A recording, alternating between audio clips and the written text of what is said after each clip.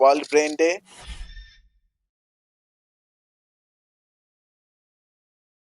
Hello sir. Hello sir, good morning. Good morning sir.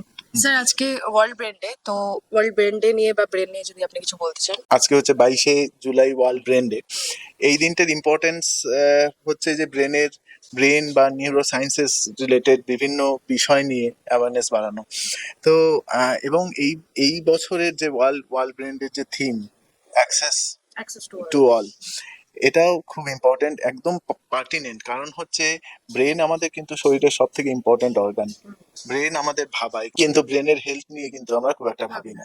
আমরা heart নিয়ে ভাবি, আমরা লাং কন্ডিশন নিয়ে ভাবি, আমরা পেট নিয়ে ভাবি, কিন্তু ব্রেন নিয়ে কিন্তু খুব একটা ভাবি না। ব্রেনের যে ডিজিজ গুলো, সেগুলো খুব সাটল সিমটম নিয়ে কখনো আসে। যেমন ধরো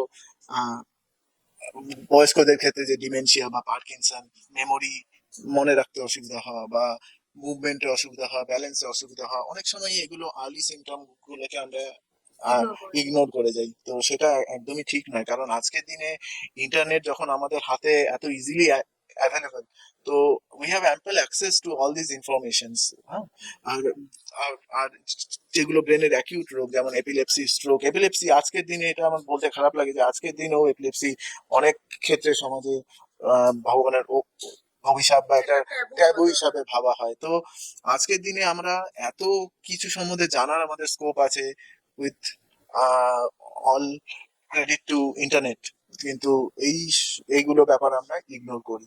তো এই ব্যাপারটা আমি স্ট্রেস করতে চাই আজকের ওয়ার্ল্ড ব্রেন ডেতে। স্যার আপনি ইন্টারনেটের কথা বলেন, ইন্টারনেট যেরকম গুড এফেক্ট আছে ব্যাড এফেক্ট আছে।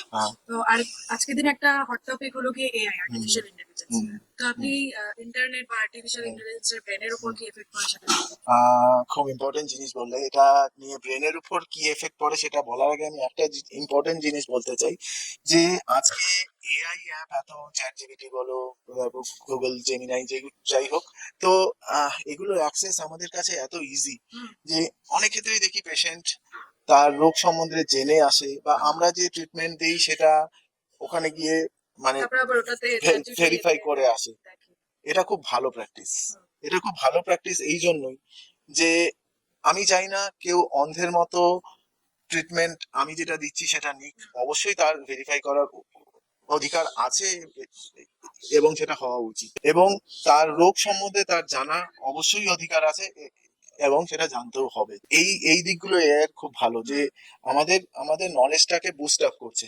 কিন্তু যেটা ভালো নয় সেটা হচ্ছে যে আহ, একটা ব্যাপার, মানে আমরা তো ডাক্তার, আমরা এক্সপিরিয়েন্সড, মানে আমাদের যে এত বছরের গ্যাদার্ড এক্সপিরিয়েন্স, সেটা এআই তে গিয়ে 1 মিনিটের মধ্যে জানা কখনোই সম্ভব নয়। হ্যাঁ, তো সেই জিনিসটা আমি যেটা সবাইকে বলতে চাই, যে এআই থেকে জানুন, কিন্তু সেই জিনিসটা আপনি আপনার ট্রিটিং ডক্টরের কাছে এসে সেই জিনিসটা শেয়ার করুন।